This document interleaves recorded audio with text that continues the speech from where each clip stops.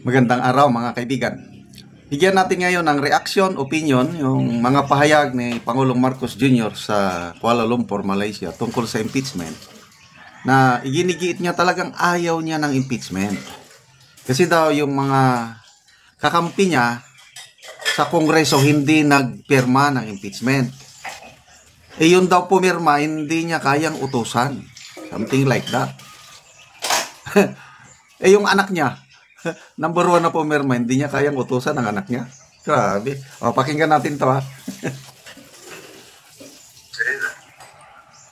I didn't want impeachment. I don't want impeachment. Lahat ng kakampi ko sa Kongreso hindi nag-file ng impeachment complaint. Yung mga nag-file ng impeachment complaint, hindi mo masasabing kaya kong utusan o pagsabihan na hindi gagawin mo. Grabe. How many times do I have to say that? Isa pa. I didn't want impeachment.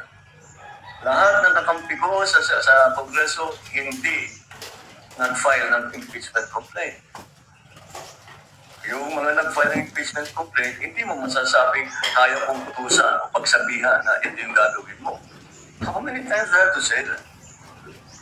I didn't want it. Grabe ang leader natin, no? Magbasa lang tayo sa mga comments. Sabi, halos hindi ako makapaniwala na ganyan ang dinutusan kong presidente. OFW supporters. Sino? Si Sandro Marcos, BBM. Yeah. Number 1 na pumirma.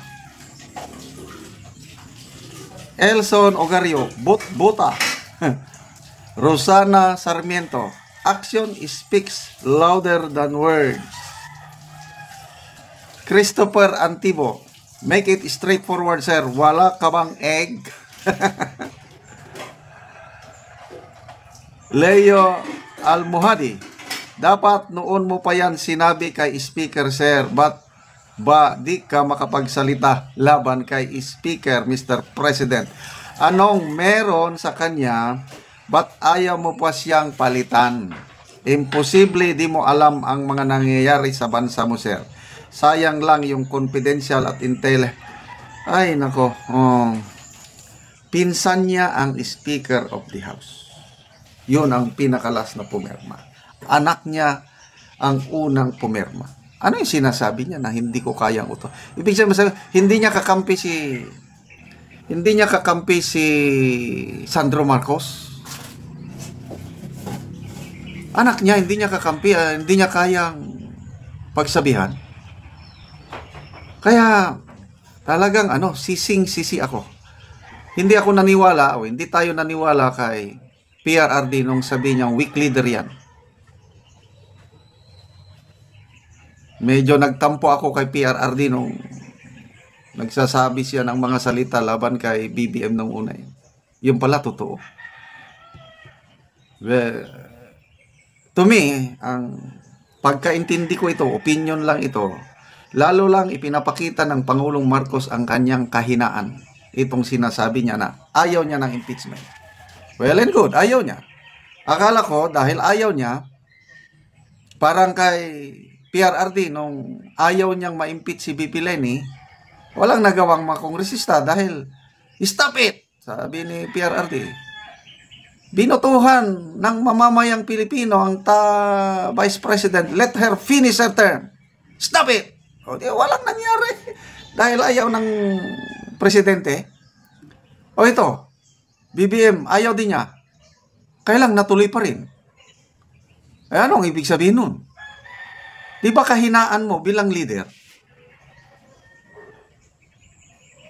Grabe talaga. Masyadong mabait. Yun ang, pati nga si Kato Nying, yun na rin ang tanong niya sa podcast interview. Masyado daw kayong mabait. Anong magagawa ko? Sabi niya. Ugali ko na, hindi ko na mababago. Gusto niyo ba maging masama akong tao? Hindi naman. Yung pagiging mabait, mabuti yan. Kailang ilagay sa lugar ang pagiging mabait. Pati si Senator-elect Lacson nakikita. Hindi pwede, sabi ni Senator Lacson, yung pure goodness and kindness. Hindi pwede. It's not enough. Kailangan ng presidente ng bastonero sa cabinet niya para magkaroon ng takot yung nasa gobyerno at sa kongreso para itigil na yung mga insertion yan, mga pork barrel. Ganon, medyo diplomasya ang dating. Yung mga salita ni Senator Lacson, kaya lang ayaw nilang pakinggan eh.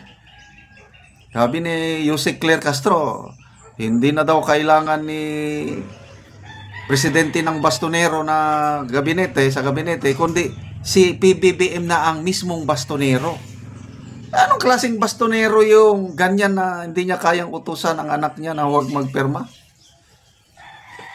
So, yun po ang nangyayari sa atin, yung sobrang mabait na perception. Si Senator Amy mismo ang nagsasabi, super ate, ang gobyernong ito ay hindi Marcos. Anong ibig sabihin ng presidente? Wala lang.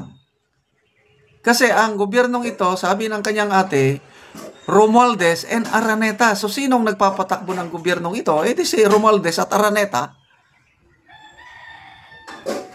Kaya, wala na. Mismong kapatid niya, in personal level siguro, hindi naman tinalikuran ni Senator Amy bilang kapatid. Iba yun. Sa trabaho, sa politika, wala na. Ang laking sampal yun. Sa paningin ko lang, opinion ko lang, ang laking sampal sa presidente na ang kanyang ate doon na kumampi sa kaaway niya sa politika. Oh, nanalo si Senator Amy dahil sa endorsement ni VP Sara. Ngayon, sama-sama na silang dalawa.